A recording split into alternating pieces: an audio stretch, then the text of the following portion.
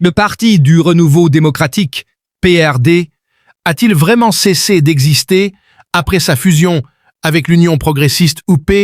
Dans cette vidéo, on plonge dans les textes juridiques, les décisions politiques et les zones floues qui entourent cette affaire. Pourquoi le processus de fusion n'a-t-il pas totalement abouti? Existe-t-il une faille dans les textes légaux? Le PRD peut-il revenir sur la scène politique? Découvre les vérités cachées derrière cette fusion qui fait encore débat dans le paysage politique béninois. Abonne-toi pour ne rien manquer des analyses et débats politiques les plus chauds. Je dis, le PRD n'a pas adhéré à l'UP. Le PRD est rentré dans un processus avec l'UP pour créer l'UPR. Et 3 ans après, le processus n'a pas abouti. On constate cette vice de procédure.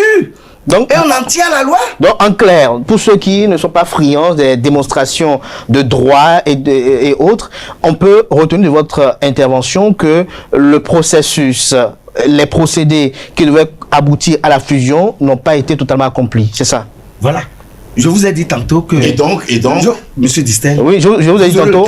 Je vous ai dit tantôt, oui, allez-y. Oui. Que le professeur Djogbenou, président de l'UPR, avait été expressément chargé d'accomplir les procédures administratives consécutives à l'accord de fusion. Mais vous êtes au sein de cette formation politique. Pourquoi ne pas échanger avec les instances de cette formation politique pour obtenir gain de cause si véritablement vous ne voulez pas faire preuve de ruse? Non, ce n'est pas une question de preuve de ruse. Vous savez, celui qui dirige le PRD, c'est quelqu'un d'expérience. Tout à fait. On sait de quoi il s'agit. Tout à fait. Vous pensez qu'on va continuer à violer la loi? On va continuer à évoluer en marge de la loi. Violation de la loi que vous avez consentie, que vous avez acceptée pendant un bout de temps. Et certains s'interrogent de savoir est-ce qu'il n'y a pas de l'opportunisme politique lorsque vous appartenez à un parti politique de la mouvance présidentielle. Pendant ce temps, depuis un certain moment, vous faites des déclarations, des commentaires qui critiquent l'action du gouvernement que vous soutenez et qui vous a concédé des élus au Parlement et même un membre au gouvernement, un membre important. Et pendant ce temps, vous faites la part belle, vous recevez publiquement, devant caméra et micro, les élus de l'opposition. Mais on ne peut pas dire que le gouvernement a concédé au PRD des élus au Parlement. C'est le peuple souverain qui a choisi ces candidats. Si l'Union progressiste ne voulait pas que les votes soient sur cette liste, vous ne serez pas sur cette liste. Non, mais vous parlez comme si l'Union progressiste est le patron du PRD. C'est deux partis au cours de longues discussions. Mais pourquoi le PRD n'était pas allé avec les démocrates en 2000? Mais en politique, chacun est libre de faire ses choix. Et chacun est libre de duper qu'il veut. Non, mais c'est vous qui pensez qu'on dupe quelqu'un. Disait la Rousseau. Oui, au regard des statuts du PRD, ce n'est pas que les statuts du PRD. Je suis tenu de constater que on fait cette démonstration avec des opinions. Or, on doit être attaché aux tests. Je voudrais qu'on démontre par les tests qui existent que le PRD a disparu.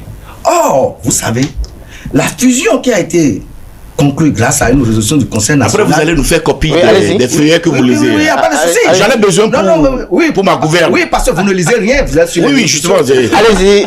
J'ai besoin des feuillets là. Oui. La Moussou, on va permettre dans un maintenant. Voilà, oui, il n'y a pas de souci. Vous pouvez le faire. Je l'ai amené même après le plateau. Pour certains qui méconnaissent les thèmes de notre pays. Allez-y.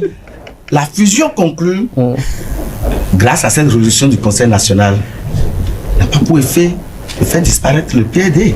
Parce qu'on parle de la disparition du PRD. La disparition du PRD ne peut résulter que d'une décision prise au Congrès, lequel a dit clairement que aux 3/4 des membres des congressistes confèrent l'article 111 de nos statuts. Et il n'y a pas que nous. L'UP Le Renouveau, dans ses statuts, article 142, dit exactement la même chose. Donc, à cet effet, l'article 111 du statut du PRD n'est pas inventé. Ça lie l'UP et le PRD. Alors, de ce point de vue, on tire la disparition du PRD de quel texte de la République?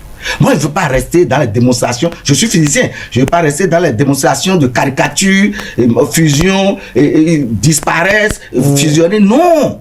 Ce que nous parlons ici, on est en politique. Et la politique est du droit. Du droit et de l'instrumentalisation aussi du droit.